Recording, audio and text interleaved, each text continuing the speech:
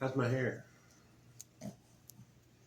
Hi, I'm Don, and this is Noodle Doodle, and behind the camera is Miss Becky, and Choo-Choo's running around here somewhere. Anyway, tonight, at long last, I'm going to show you my Warhammer 40K armor, as well as some armor from some other companies, and even some unarmored vehicle.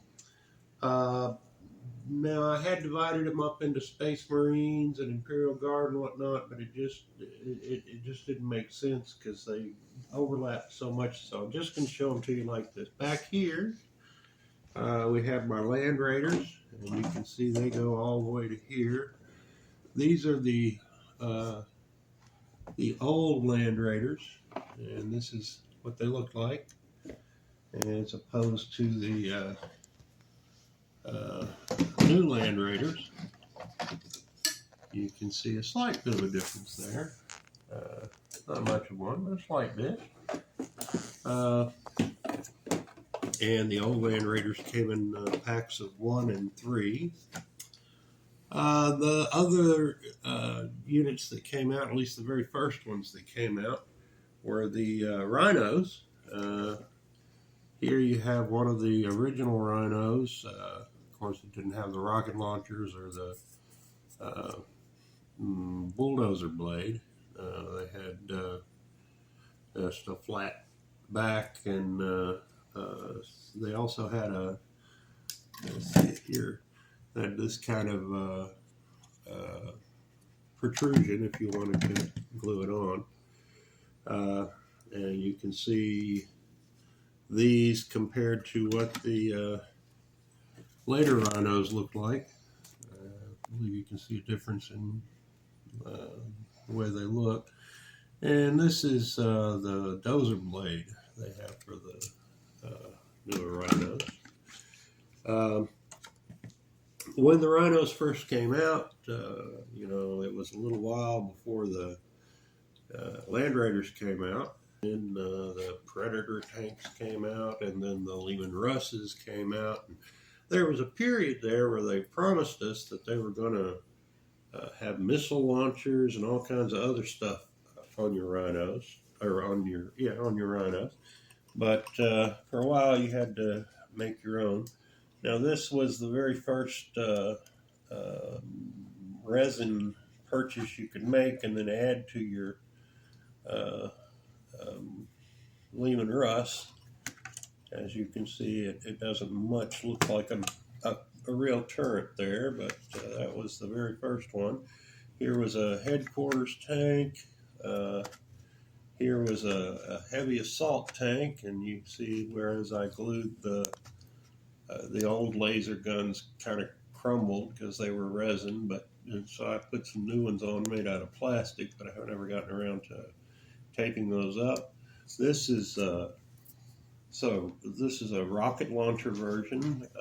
As you can see, these are spools from an industrial sewing machine that I added. Here is one of my very favorites. This was cobbled together from the turret of a Forge World plasma tank, and then you can see I added the 2 plasma gun options for the sponson guns, another plasma gun down here, and of course the rack weapon is a plasma gun. So it's my plasma tank. Over here you have the sniper tanks with the long barrels. This one I believe was purchased from one of the add-on companies, Forge World or Armor, let's say not Forge World, Armorcast or Epicast. This is also, I believe, one of the Epicasts. Anyway, the rest of these are pretty much the normal ones. This was the very first Armorcast missile launcher you could get. They showed you how you could take a piece of plascard and make a box out of it and then cut the bottom off of one of the stands for one of the big 2x2 square miniatures. But Armorcast just cast it all in resin, and there you go. Now over here, we're getting into the non-Games Workshop guys. These are two big heavies. This is a Shadow Sword and this is a Bane Blade. Those both are resin cast by Mike Biasi Games, the armor cast. Over there you have the termites. Those were underground APCs that the Space Marines rode around in. And I think back here are the two howitzers that I have. And that's the last of the Games Workshop stuff that I have. Then here's a couple of the airplanes, futuristic airplanes that I have. Both of them are for the futuristic sci-fi type deal, but I haven't mounted them on a flying sponson yet. There's some really nice APC with a laser launcher on it. I love the walking tanks, so I have the turtle here, and well, the rifleman over there in two different scales. I have the bug monster up here and another bug monster up there. Just love those walking tanks. And back here, I have a variety. I've talked quite a bit about the South American Inquisitor cars. Well, this is them, and each one of them, they were purchased individually. They came with the car itself and Inquisitor style guy or girl that came along with it for this particular car.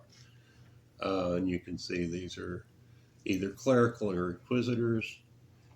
This was for a rogue trader, and this one was for an Imperial commander. This is his truck that he drove around in. The other two, if you'll recall, were, or the other three, if you'll recall, were the limousines for the Gene Stealers that I had. Those are still on the shelf. This is an ambulance, and this is it a Mercedes or a BMW? I can't tell. Both of them are out of my price range. Anyway, you can see I have a hoverback flatbed for a car. Here's another APC from a company. Here's a gun truck from a company.